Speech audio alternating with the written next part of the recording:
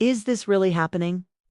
In the past few weeks, a diplomatic bombshell has shaken the international stage, proposing an end to one of the world's most enduring conflicts. In a surprising joint appearance, former U.S. President Donald Trump and the current Prime Minister of a key Middle Eastern nation unveiled what they are calling a new pathway to peace for the war-torn coastal territory. At a packed press briefing, they laid out a framework they described as nothing short of historic. The core of the plan: an immediate ceasefire, the release of all civilians being held, the complete dismantling of armed groups, and the establishment of a transitional government overseen by international monitors. Their stated goal isn't just to stop the fighting, but to start the monumental task of rebuilding lives and infrastructure shattered by years of relentless conflict. The former American president pitched it as a rare chance for lasting peace, urging everyone involved to seize this moment.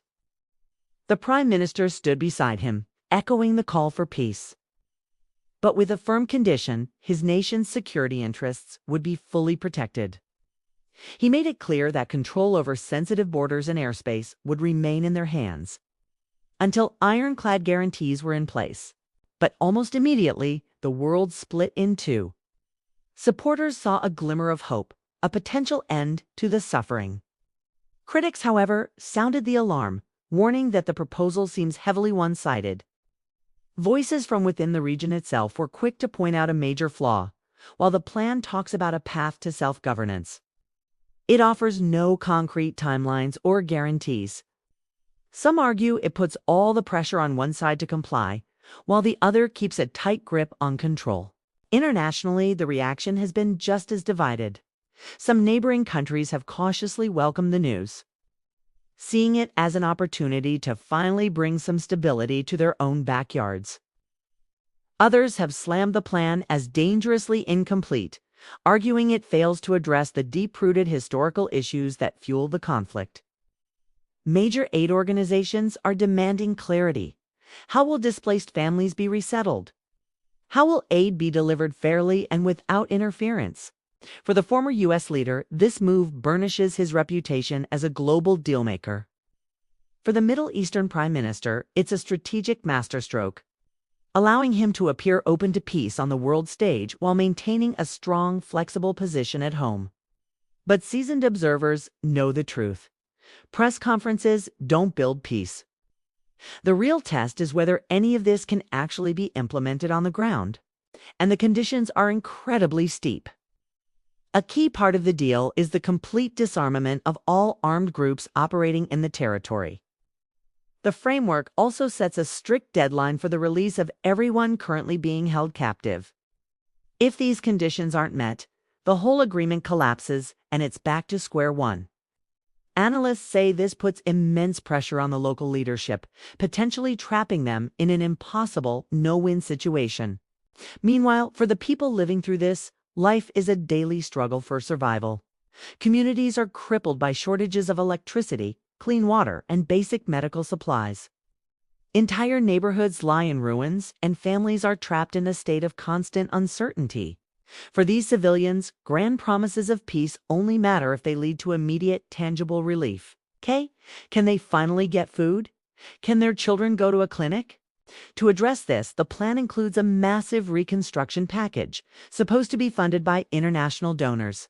Gulf nations, European governments, and global charities are all expected to chip in to rebuild hospitals, schools, and homes.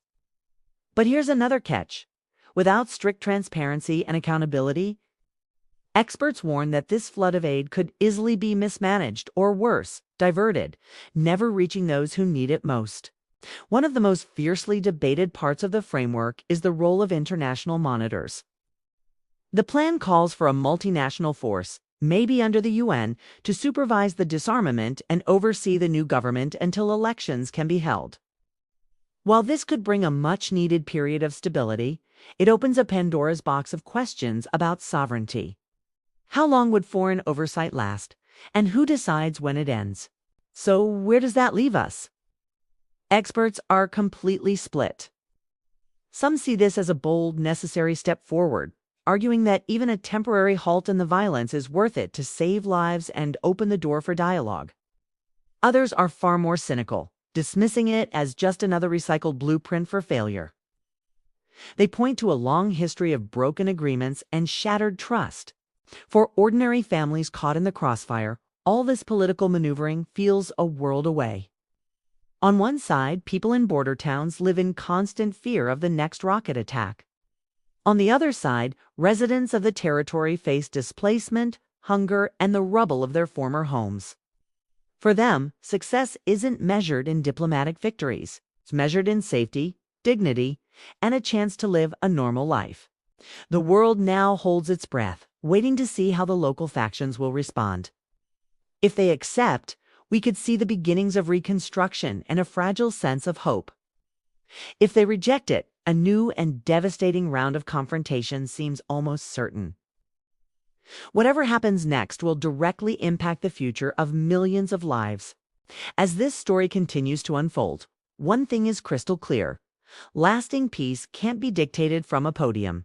It has to be built from the ground up, through genuine compromise, trust, and a fundamental recognition of the humanity and dignity of everyone involved. Whether this new proposal can achieve that is the billion-dollar question. For now, it has thrust one of the world's most painful conflicts back into the global spotlight.